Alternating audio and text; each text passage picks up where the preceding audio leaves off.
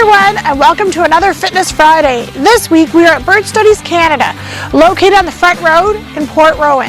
It is part of the Long Point Birding Trail.